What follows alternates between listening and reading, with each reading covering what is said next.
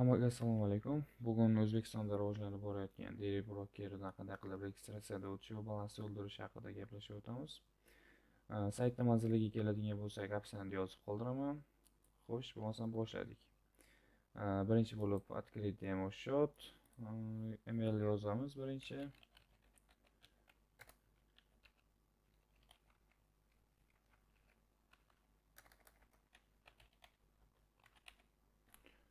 Xo'sh, я принимаю правила условий.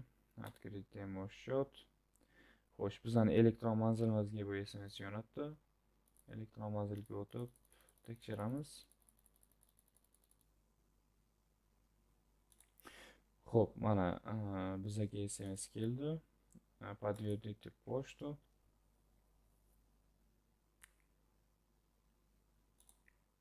O'zbekiston, гражданство O'zbekiston.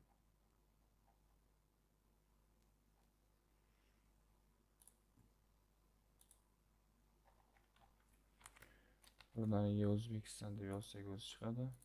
Следующий. Parol qo'yamiz dedi.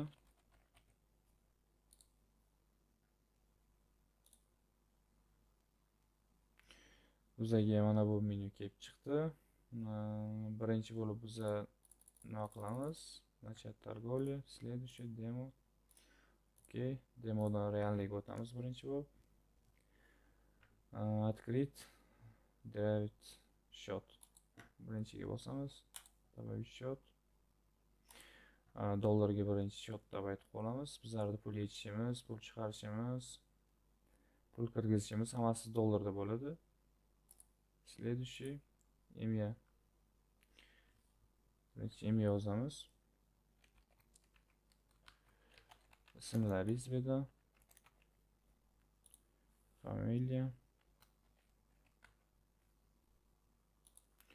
Data рождения. Istalgan bo'lishi mumkin. Nomer kirgizamiz bu yerda. Okey. Следующий. Xo'sh, keyingi bo'limga keladigan bo'lsak, bu bo'limda o'zingiz yashash manzilingizni tasdiqlovchi hujjatlarni to'ldirganingiz ma'qul. Bu hujjatni qayerdan olishingiz mumkin? my.co.uzdan olishingiz mumkin. Saytga birinchi bo'lib kirgandan keyin shunaqa bo'lim chiqadi. Spravkaga kirsak agar, bizlarda yashash manzilimizni tasdiqlovchi hujjat mana ikkinchida turibdi. Ikkinchidagini bosib, получить услугу. Siz bu saytga registratsiyadan o'tgan bo'lishingiz kerak. Registratsiyadan o'tib, buni olish qiyin emas, o'zi bir ikki narsa bilan hal bo'ladigan narsa.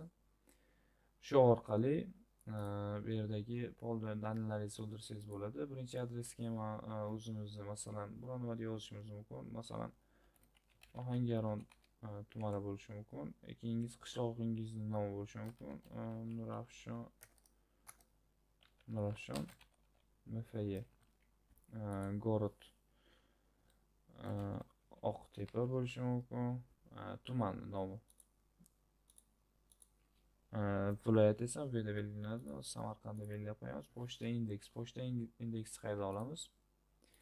Masalan, bu yerda yozamiz. Samarqand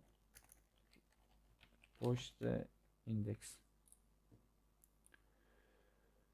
Pochta indekslar birinchi saytga kiramiz. Samarqand libo o'zingizga aloqador bo'lgan birorta pochta indeksi olasiz, va yangisi ikkinchi bo'limga joylashgan bo'ladi. Kopirovat qilamiz. Xo'sh, joylashtiramiz. Следующий. Ikkita bo'lim tanlaymiz. Добавить счет.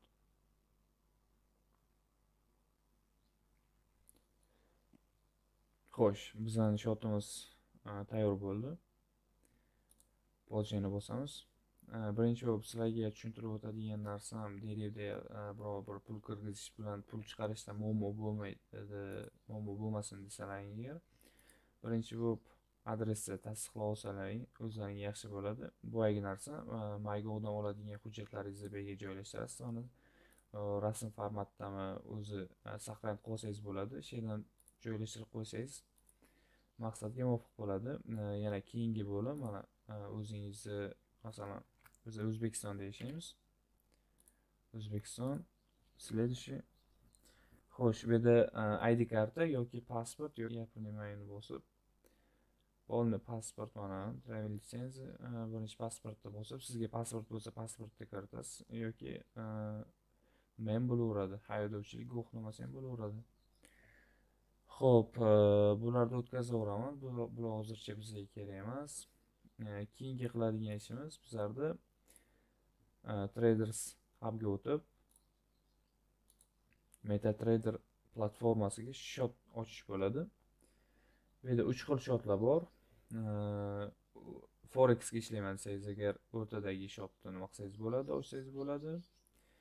Agar o'zini indekslar bilan base swap, ya'ni siz kunlikdan kunlikka o'tadigan zelkalaringiz uchun siz pul to'lamayman desangiz, agar 3-bo'limni tanlasangiz bo'ladi. Bizga eng qulayi bu birinchi bo'lim. Men o'zim ham shunda ishlayman. Открытni bosamiz. Birinchisini tanlaymiz. Birinchisi nima? Bu hech qanaqa bir nimalari yo'q. Farqlari yo'q. Bu Bitsent. Bunga ishlash qulay. Boshiga shunga ishlashni maslahat qilaman. Следующini bosamiz. MetaTrader 5 platformasi uchun parol qo'yamiz. Bu parolni biron joyga yozib qo'yishingizni maslahat beradi. Unday deganda esingizdan chiqib ketsa ham, bu narsani tiklash uchun email orqali tiklanadi. Xo'sh, mana parol kiritib olamiz. Bu MetaTrader 5 platformasi uchun parol. Создать tarif MetaTrader 5. Bo'ldi mana. Xo'sh, keyingisiga keladigan bo'lsak, keyingi qiladigan ishimiz biz kassaga kiramiz. Kassa bo'limiga kirganimizdan keyin bizda birinchida poponib turadi. Biz birinchi shotimizni to'ldirib olishimiz kerak. Shotimizni to'ldirish uchun biz birinchi endi ko'pchilik ishlatadigan kredit karta, ya'ni Visa kartalari bilan to'ldiramiz. Xohlasangiz agar Bitcoin, xohlagan kriptovalyutalarda to'ldirishingiz mumkin. Lekin biz birinchini tanlaymiz. Nima deganda bizda Visa karta bor. Visa karta 3-sida turibdi. 3-sida turibdi. Men oldin bu karta bilan ishlaganman, o'zimning kartam bilan. Shuning uchun hozir avtomatik saqlanib bo'lib turibdi mana kartam. Bu yerga o'zingizning kartangizni nomerlarini yozasiz. Yozgandan keyin amal qilish muddatidan keyin CVK kod so'raydi. CVK kodni ham yozasiz. Bu kartaning orqasida bo'ladi. 3 talik. Keyin qancha summaga to'ldirmoqchisiz, qancha summaga to'ldirishingizni yozgandan keyin depozit sessiyasi bosgandan keyin bu bankimizni nimasiga o'tib ketadi, linkiga o'tib ketadi. Birdan kod boradi. Kodni yozganimizdan keyin depozit qabul qilinadi.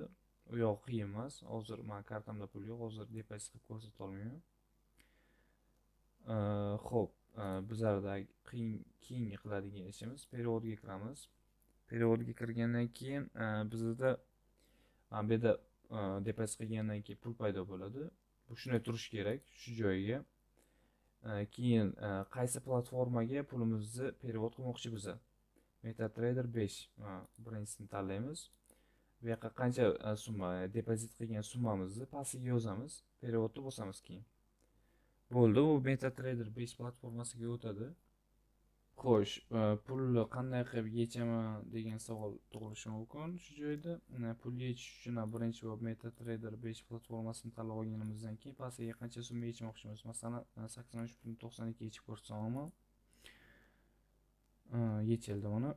Bu hali kartaga tushgani yo'q. Kartaga tushish uchun biz ikkinchi bo'limni tanlaymiz. Ikkinchi bo'limga mana visit bo'limiga отправить письмо, ya'ni verifikatsiyadan o'tish kerak. Bu bizning emailimizga сообщение boradi. Xo'p, emailga сообщение kelishini kutamiz.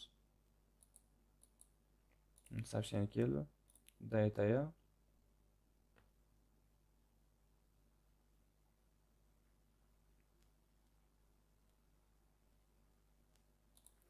yechmoqchi bo'lgan summamiz.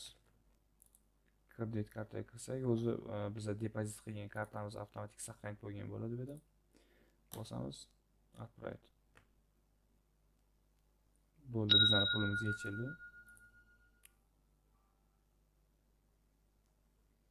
Sizda tarif haqida qanaqangi savollar yoki biror nima qiziqtiradigan bo'lsa, kommentariyada yozib qoldirishingiz mumkin. Hammasiga javob beraman.